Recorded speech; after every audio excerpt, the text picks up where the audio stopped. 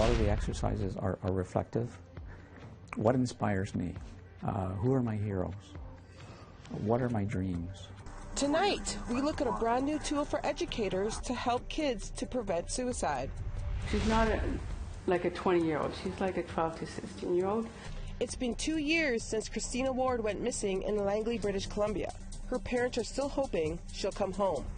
The first person that's going to see them is going to be a support worker. So when the waiting room, we have a support worker who registers them. And Saskatoon is getting ready to open the first safe injection site in the province.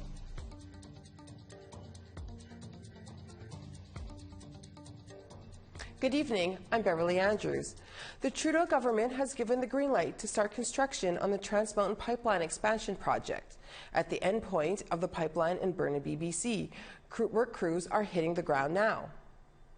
Work will not start on some areas of the pipeline until all regulatory approvals and permits are in place. But there will be immediate return to work at the Burnaby Mountain Tank Farm and on land at the Westbridge Marine Terminal in Burnaby. Grand Chief Stuart Phillips says he's not surprised by the announcement. This represents electioneering on the part of the federal government.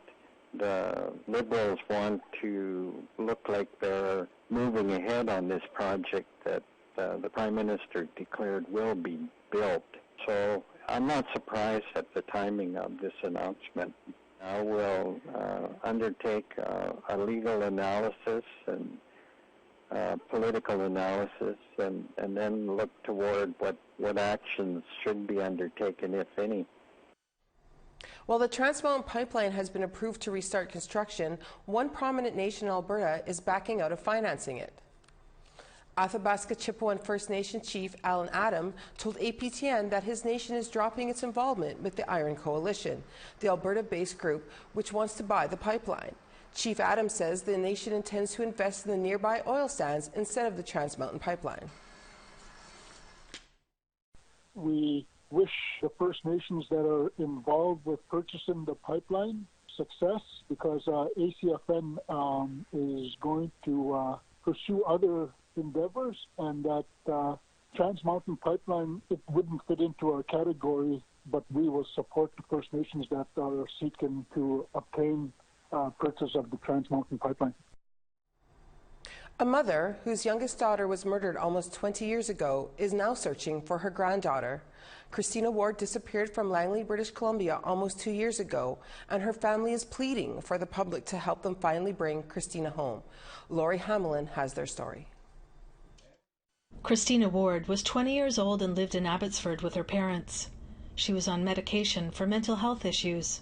On September 25, 2017, Christina texted to her mother that she had finally met some friends and she'd be home later. Christina has a severe learning disability besides mental health issues, so she's not like a 20-year-old. She's like a 12 to 16-year-old, and her thoughts are naive, and she doesn't feel like she's in danger a lot.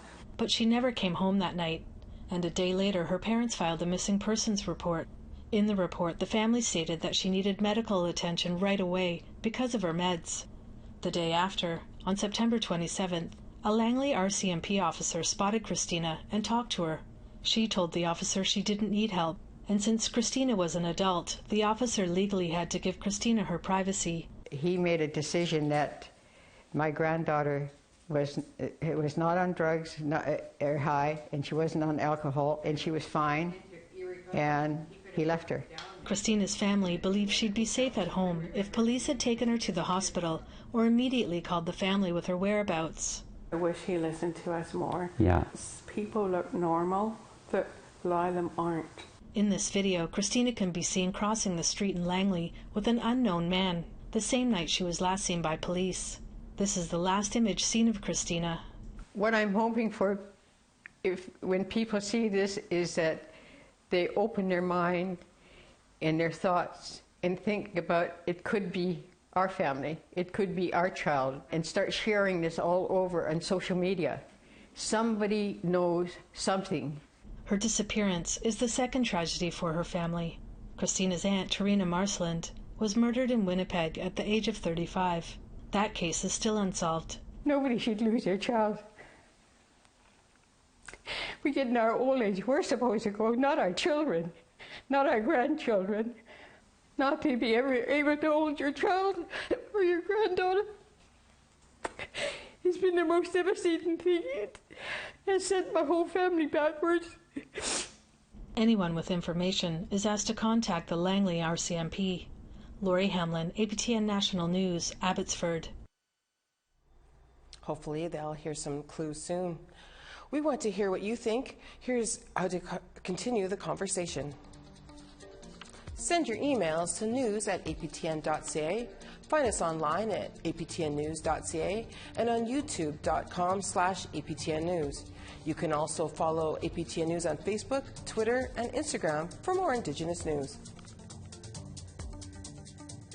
Preventing suicide is a monumental task. Indigenous communities are often left scrambling for answers after each crisis.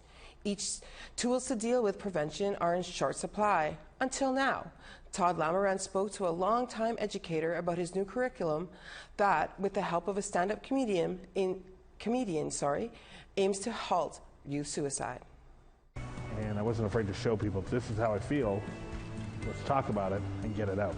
And I think that's the most important thing, is talking about it. Howie Miller's video chats show up regularly in a new suicide prevention curriculum. Co-developer Harvey McHugh says Miller was perfect for the project. Very, very non-authoritative, non-threatening, non-aggressive style. And I believe that kids will respond to him very well. Miller is just one part of a 24-module curriculum. It features everything from written exercises, to links to online quizzes, to links to other videos with uplifting messages, such as this one by actress Grace Dove. And you know what our ancestors went through, the fight that they had to make in order for us to be here and to have this life that we do is really, really beautiful, and they're there for you. And so just know that you are never alone and you can always ask for guidance. EQ says it's all designed to make 11 to 13-year-olds think about themselves in a positive way. A lot of the exercises are reflective. What inspires me? Who are my heroes? What are my dreams? What would I like to be doing 5 years from now, 10 years from now? EQ has been educating First Nations students for 50 years, and new teachers had few ways to confront the difficult subject of suicide. We've got all sorts of reports that say schools should have something like this, but there's nothing there. And we've got to do something more than just send in trauma teams when they're after the fact. The curriculum has been designed to be culturally relevant.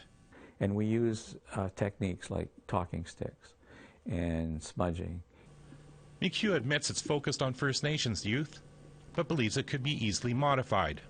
It might take 6 or 8 months for a team of Inuit educators to say, all right, let's tear this one apart. Let's not throw it out entirely, but let's make it more Inuit specific. He hopes educators download the curriculum and kick its tires. And see if it's going to be applicable and useful in their classroom. It's free. It can be downloaded right now at firstnationssuicideprevention.com. Todd Lamoran, APTN National News, Ottawa. Over to BC now. Crews working to open a rock slide in a remote area along the Fraser River in British Columbia say they don't know how long efforts to rescue spawning salmon will take. The massive slide is blocking the majority of hundreds of thousands of salmon from migrating upstream to spawn. The rock slide at an area called Big Bar occurred in June. It's over 5 meters high. Crews are moving rocks and boulders with the help of hydraulic rams and low-velocity explosives to create passageways for the fish. Crews have also moved about 26,000 fish by helicopter. They hope to also start moving fish by truck in the next few days. But even more fish are expected to arrive this month. Road has been constructed past the slide, allowing for truck transport of salmon, which will do two things. One is increase our capacity to move fish, and two, provide a means to continue to move fish when inclement weather grounds the helicopters. Right now, I mean, we're close to 3,000. I mean, if we can double that, we're happy. But if we're moving 5, 10, 15, 20,000 fish or more a day, that's an optimal and ideal situation. With hunting season on the horizon, a dwindling moose population in the Verendrye Wildlife Reserve is raising alarms for the Algonquin Nation. They rely on the area for sustenance each fall. They're asking the provincial government for a temporary moratorium on hunting, followed by a population survey and the creation of a conservation plan with help from the Forest and Wildlife Ministry. The park covers over 12,000 square kilometers, including protected beaver reserve. But sport hunters, they say, are killing animals in excess, rupturing the reserve's delicate ecosystem. We have to come up with or co-develop some sort of moose management plan. This needs to happen. A moratorium needs to happen to have a healthy moose population for now because of all the, like I said, 97 to 115 moose taken in in a matter of 4 weeks. So that's a lot of moose. After the break, APTN takes a look at Winnipeg's homicide rates and reasons why so many of the victims are Indigenous. But first, let's look at tomorrow's weather. Starting in the east, St. John's is cloudy and 22, Charlottetown some rain and 24. Kuujjuaq is sunny and 15, Happy Valley Goose Bay some rain and also 15. Val-d'Or has some cloud at 17, Quebec City is also cloudy with 21. Peterborough is mostly sunny at 23, Sarnia mostly sunny, also 23. Timmins has some rain and 19, Thunder Bay a little cloud and 21. Churchill has some rain and 18, God's Lake is sunny with 24. Winnipeg a little bit of cloud and 26, Dauphin some rain and 23. Swift Current's also rainy at 22, Regina the same. Stony Rapids has some cloud and 18, Uranium City also cloudy at 15.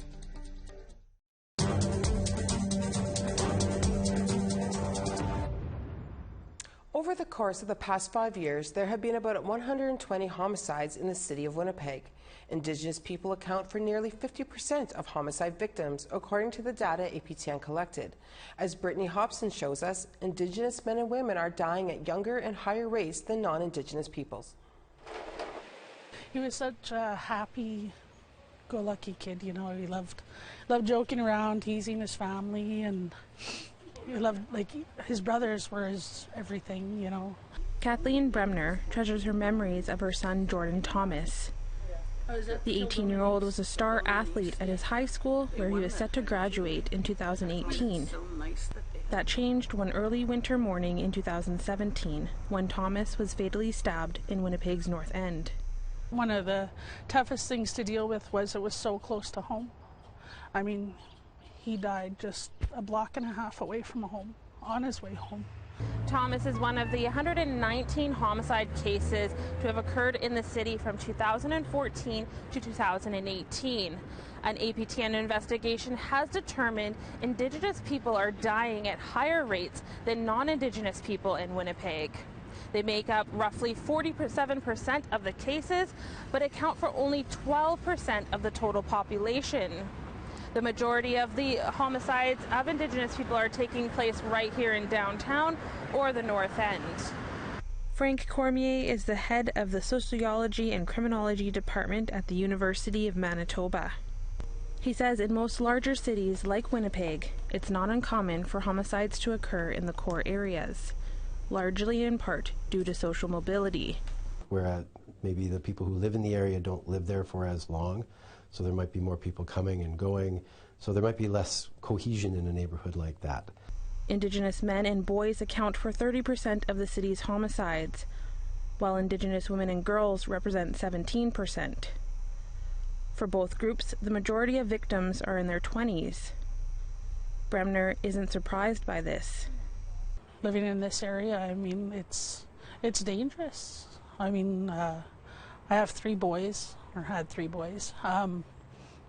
Trying to get them to walk around here safely is just it's almost impossible. I mean, you're constantly running into kids walking around with some kind of weapon or trying to start some kind of fight, especially if you're a young man. Bremner's son was with his older brother when the two were stabbed during a botched robbery. The oldest survived. A majority of Indigenous homicides are related to stabbings and assaults. Cormier says this is due to the context of the situation. Most homicides are what I would call sort of very disorganized homicides, spur of the moment. These are not planned in advance. Cormier is quick to note colonization has led to a situation where Indigenous people are more vulnerable and basic needs aren't being met. So if people have supportive family and friends, they have a circle of support, if their economic needs are met, if they have sufficient food and housing, if people have access to education and employment so they can support themselves, these are the things that too many people are missing. Angie Hutchinson is a violence prevention worker at Mama Wichita Center in the North End. She says change can only happen when Indigenous people lead the charge. Definitely look at centering Indigenous knowledges and Indigenous ways of being within all aspects of programming, and that includes Indigenous-led and design programming. Part of her work focuses on empowering youth. How do we really look at supporting young individuals to find themselves and to find their place within kind of their community and foster their strengths and their gifts, and really provide them with the best opportunity to thrive within our communities. Hutchinson says this starts with building healthy relationships within the community. This year there have been 26 homicides, outnumbering the 22 from last year. Indigenous people make up approximately 40% of these cases. Brittany Hobson, APTN National News, Winnipeg. In Saskatchewan, the first safe injection site in the province will be opening soon in Saskatoon. People that will be working there are getting ready. And as Priscilla Wolf tells us, so is the Saskatoon Police Force. After months of consultation, the safe injection site in Saskatoon is getting ready to open its doors, and that means preparation needs to be done now. Saskatoon Police Service Inspector Cameron McBride says with the site opening, they need to look at what additional training and staff they may need. We're skilled and trained at dealing with people who are suffering from mental health problems or who have issues with addictions, but to deal with a site of this nature, it's going to take some education, and again, we're relying on our partner agencies across Canada to provide best practices so we know what our officers need to know, and in turn we'll be training in advance of the site opening. Inspector McBride and Jason Mercredi, the Executive Director for Aid Saskatoon, the organization that will run the site, will be traveling together to Vancouver to find out how injection sites there run and are policed. We're going to be looking at successes and challenges that they have in Vancouver. We're going to multiple sites, including overdose prevention sites, but also 2 safe injection sites. And we're going to be meeting with police out there, fire out there, ambulance out there, and really talking to them and seeing what they think could be improved and if they could do things differently from a launching standpoint and implementation, what they would do. Aid Saskatoon doesn't want to open its doors until the Saskatoon City Police are ready. One, we need to make sure police have enough time if they need any additional resources. And we have to still finish construction. There's a whole hiring, training, all those types of things. When the doors do open, Mercredi says when a client walks in, they will be treated with compassion. The first person that's going to see them is going to be a support worker. So when in the waiting room, we have a support worker who registers them in our database and talks to them about where they're at. After that, they go into the using room, and then they use the drugs under the guidance of a medical professional. After that, they will be monitored for half an hour, then offered outreach services to getting clean if that's something that the client wants. The consumption site is expected to open at the end of this year or early next year. Priscilla Wolf, APTN National News, Saskatoon. Microplastics found in drinking water won't pose any danger to your health for now, according to the World Health Organization. Microplastics have become a prominent problem as the battle to recycle and reduce plastic waste continues.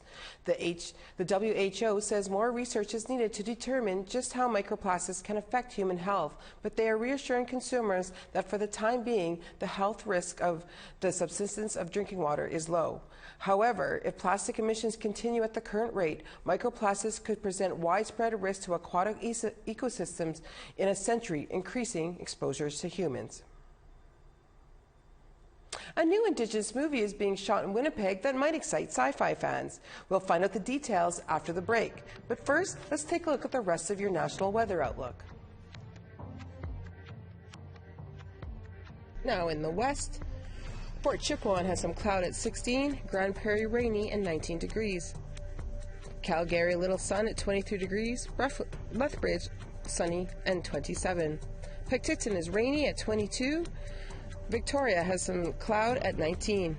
Smithers is rainy at 15. Fort Nelson a little bit of cloud at 18 degrees. Mayo is a little cloud at also 18.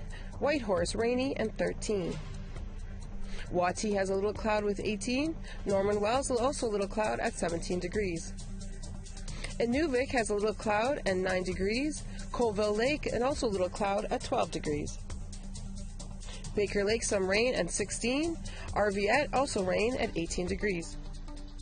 Clyde River some sun at 11. Iqaluit rainy and 11 as well.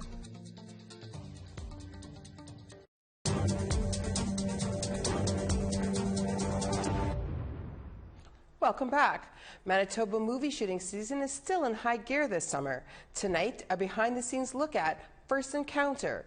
It's a futuristic Indigenous sci-fi story set in the prairie landscape. As CTV's Lizzie Simon shows us, the creators of the film hope it shines a spotlight on more Indigenous movies. Action. The First Encounter is a science fiction film told from the perspective of Indigenous people. This is an Indigenous production. So our writer, director, we as producers, our key cast, all of our, out of the top 4 lead cast, 3 of them are Indigenous. The feature film is set in an alternate reality, described by producers as a place where colonization didn't happen and Indigenous bands evolved in harmony with the planet. It sounded like a great concept and a story that should be told, maybe should have been told already, and almost like it's like, oh, I can't believe no one made that film yet. The story follows Alice Tallow, a young Métis librarian. When she returns home to Silt River, a series of strange and unexplained extraterrestrial occurrences start to affect the town. Although it's very much a character-driven science fiction, it still has a lot of tie-ins to what's happening in the world around us in Canada with both the Indigenous rights as well as with Métis land disputes. Some traditional Indigenous languages, Blackfoot, Nakota, and Cree, are also used in the film. As Sarah Lise, our cast member, said, she's been able to have some scenes in her own language. And some of our actors have been able to speak their own language on screen, and it's a very powerful thing when you see it. Producer Tanya Brunel says one of the main hurdles for projects like this is getting financial support. She hopes this movie could pave the way to help create more Indigenous films. The stories that we have to tell are interesting, they're different. I think if mainstream allows our stories to be told, that they'll be pleasantly surprised with how wonderful they are. Lizzie Simons, CTV News, Winnipeg. It looks like a good movie. I can't wait to see it. Thank you for joining us tonight. For more on the stories you've seen tonight or other stories we are working on, visit our Facebook page or our APTN app. I'm Beverly Andrews, and have a wonderful evening.